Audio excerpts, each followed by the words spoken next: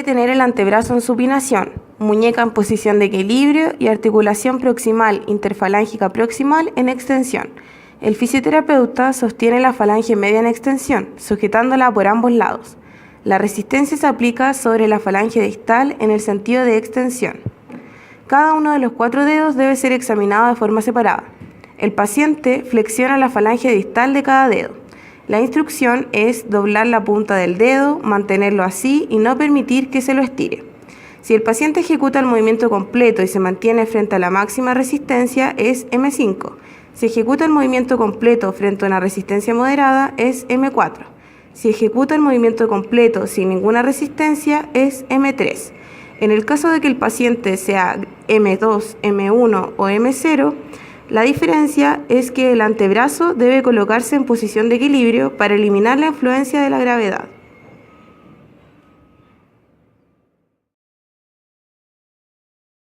Para el grado 5, 4 y 3, el paciente debe tener su antebrazo en posición supina y la muñeca en posición de equilibrio.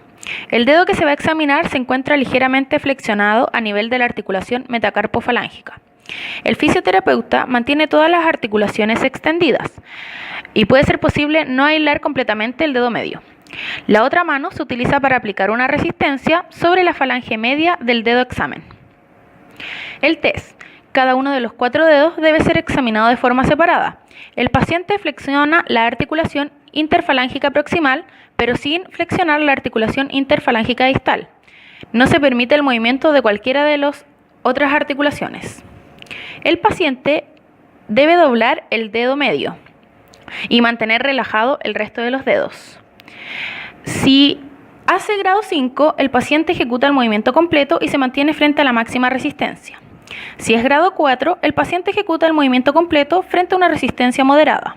Si es grado 3, el paciente ejecuta el movimiento completo sin ninguna resistencia. Grado 2, 1 y 0, el paciente debe tener su antebrazo en posición intermedia para evitar la influencia de la gravedad. El fisioterapeuta debe tener la misma posición que el grado 5, 4 y 3. Se debe palpar el flexor común superficial de los dedos sobre la superficie palmar de la muñeca. El paciente debe flexionar la articulación interfalángica proximal, para lo cual se le dará la instrucción que doble el dedo medio. Para el grado 2, el paciente ejecuta el movimiento completo. Para el grado 1, se observa o palpa cierta actividad contráctil. Y para el grado 0, no se detecta ningún movimiento. El paciente debe tener el antebrazo en pronación y la muñeca en posición de equilibrio. Las articulaciones metacarpofalángicas e interfalángicas se colocan en una postura relajada de flexión. El fisioterapeuta estabiliza la muñeca en posición de equilibrio. El dedo índice aplica la resistencia y se coloca atravesando sobre el dorso de todas las falanges proximales, inmediatamente distal a las articulaciones metacarpofalángicas. La resistencia se aplica en el sentido de flexión. El paciente extiende las articulaciones metacarpofalángicas, permitiendo que las articulaciones interfalángicas se mantengan ligeramente flexionadas. Si el paciente es M5, ejecuta el movimiento completo de extensión frente a un nivel adecuado de resistencia fuerte.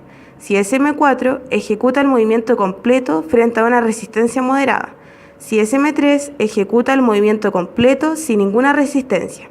En caso de que el paciente sea M2, M1 o M0, se realiza la misma prueba, excepto que el antebrazo debe colocarse en posición de equilibrio.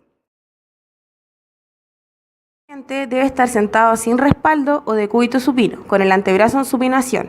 La muñeca se mantiene en posición de equilibrio. Las articulaciones metacarpofalángicas deben encontrarse completamente extendidas y todas las articulaciones interfalángicas flexionadas.